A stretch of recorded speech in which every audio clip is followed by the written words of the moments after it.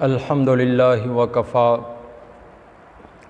وسلام علی عبادہ الذین اصطفیٰ خصوصاً علی سید الرسل وخاتم الانبیاء وعلی آلہ واصحابہ الاتقیاء۔ اعوذ باللہ من الشیطان الرجیم، بسم اللہ الرحمن الرحیم۔ ولا تقولوا لمن يقتل في سبيل الله اموات بل احیاء ولکن لا تشعرون۔ صدق اللہ مولانا العظیم۔ یکم محرم الحرام کے حوالے سے شہادت عمر فاروق رضی اللہ تعالیٰ عنہ کا عنوان ہے۔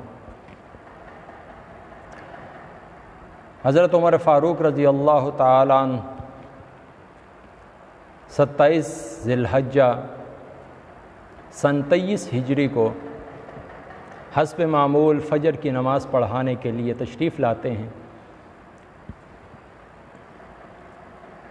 آپ کے پیچھے پہلی صف میں ایک مجوسی ایرانی غلام ابو لؤلؤ فیروز اپنا خنجر زہر میں ڈبوئے ہوئے قاتلانہ حملے کے لیے آگے بڑھتا ہے۔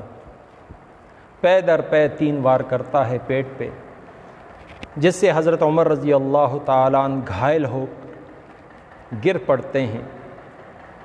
حضرت عبد الرحمن بن عوف آگے بڑھ کر مختصر 2 رکعت فجر کی پوری کرا دیتے ہیں۔ یہ شخص بھاگنے کی کوشش کرتا ہے اور کئی نمازیوں کو زخمی کر دیا، جن کی تعداد کتب میں 13 لکھی ہے، اور ان 13 میں سے پھر 7 کو شہادت نصیب ہوتی ہے۔ بالآخر ایک صحابی نے اس کے اوپر اپنا کمبل چادر ڈالا، اور جب اس کو موت نظر آئی تو اپنے اسی خنجر سے خودکشی کر لی۔ یہ شخص ایران فتح ہونے کے بعد سیدنا مغیرہ بن شعبہ رضی اللہ تعالیٰ عنہ کی غلامی میں مدینہ طیبہ میں رہتا تھا۔ یہ چکیاں بنانے کا کام کرتا تھا۔ ایک دن یہ حضرت عمر رضی اللہ تعالیٰ کے پاس شکایت لے کر آیا کہ میرا آقا مجھ سے زیادہ لگان وصول کرتا ہے۔ آپ نے اس کا کام پوچھا تو فرمایا تمہارے فن کے لحاظ سے بالکل ٹھیک اور جائز وصولی کرتا ہے۔ یہ پیچ و تاب کھاتا ہوا واپس مڑا۔ حضرت عمر رضی اللہ تعالیٰ عنہ نے اس سے کہا کہ میرے لیے بھی ایک چکی بنا دینا۔ تو اس نے کہا کہ میں تو آپ کے لیے ایسی چکی بناؤں گا کہ جس کی شہرت مشرق اور مغرب میں ہوگی۔ سیدنا عمر اپنی ایمانی فراست سے سمجھ گئے اور حاضرین سے فرمایا کہ یہ شخص مجھے قتل کی دھمکی دے کر گیا ہے۔ بہرحال جب تک اقدام نہ کیا ہو شریعت اس پر ہاتھ ڈالنے کی اجازت نہیں دیتی۔ اس کے بعد اس شخص نے حضرت عمر رضی اللہ تعالیٰ عنہ کو دوران نماز حملہ کر کے گھائل کر دیا۔ طبیب کو بلایا گیا۔ طبیب نے جب دوائی دودھ میں مکس کر کے حضرت عمر کو پلائی تو وہ زخم کے راز سے باہر آ گئی۔ طبیب سمجھ گیا کہ اب ان کا بچنا مشکل ہے۔ اس نے وصیت کا کہا کہ حضرت آپ وصیت فرما دیجیے۔ حضرت عمر رضی اللہ تعالیٰ نے پہلے یہ پوچھا، مجوسی غلام نے آپ پر حملہ کیا ہے، تو آپ نے شکر ادا کیا کہ ایک کافر کے ہاتھوں میری موت واقع ہو رہی ہے۔ آپ اکثر ایک دعا کیا کرتے تھے، اللہم ارزقنی شہادۃ فی سبیلک واجعل موتی فی بلد حبیبک۔ سیدہ حفصہ فرماتی ہیں میں نے عرض کیا ابا جان یہ کیسے ممکن ہے کہ آپ اللہ کے راستے میں بھی ہوں اور مدینہ طیبہ میں آپ کو شہادت ملے؟ تو فرمایا کہ میرا رب سب کچھ کر سکتا ہے۔ آپ نے عبداللہ بن عمر رضی اللہ تعالیٰ کو ارشاد فرمایا کہ جا کر سیدنا حذیفہ کو بلا لو۔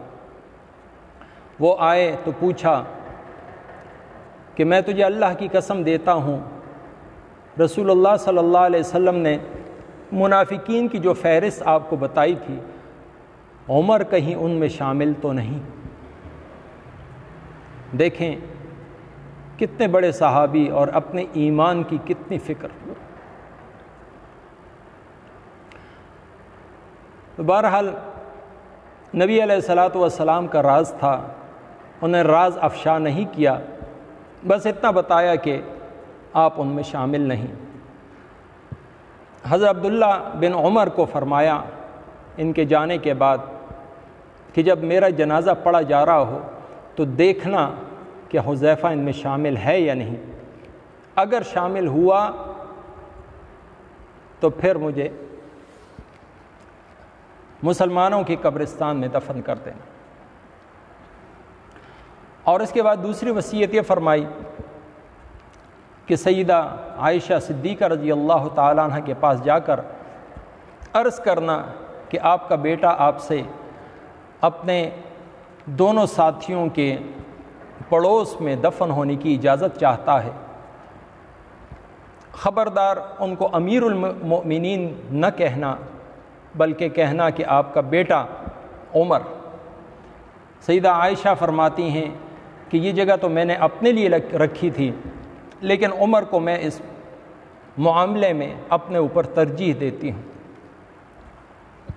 عبداللہ بن عمر پیغام لے کر آئے، حضرت عمر نے پھر فرمایا کہ جب میری وفات ہو جائے پھر سیدہ عائشہ کے دروازے پر جا کر دوبارہ پوچھنا، ہو سکتا ہے کہ ابھی میری رعایت میں انہوں نے یہ کہہ دیا ہو، دوبارہ اجازت لینا۔ چنانچہ ایسے ہی کیا گیا اور بی بی عائشہ رضی اللہ تعالی عنہا نے فرمایا کہ میں تو ان کو پہلے ہی اجازت دے چکی ہوں۔ چنانچہ یکم محرم الحرم سن 24 ہجری کو حضرت عمر رضی اللہ تعالیٰ عنہ فوت ہوئے، شہادت کا بلند رتبہ ملا۔ حضرت سیدنا صہیب رومی رضی اللہ تعالیٰ نے آپ کی نماز جنازہ پڑھائی، اور یوں اسلام کا یہ عظیم جرنیل، یہ عظیم خلیفہ جو 22 لاکھ مربع میل کا واحد حکمران تھا، اس دنیا سے رخصت ہوا۔ اللہ تعالیٰ ان کی قبر کو نور سے بھر دے، اور اللہ تعالیٰ ہم سب کو حضرت عمر رضی اللہ تعالیٰ عنہ کی کامل محبت اور ان کی کامل اتباع کرنے کی توفیق عطا فرمائے۔ وما توفیقی الا باللہ۔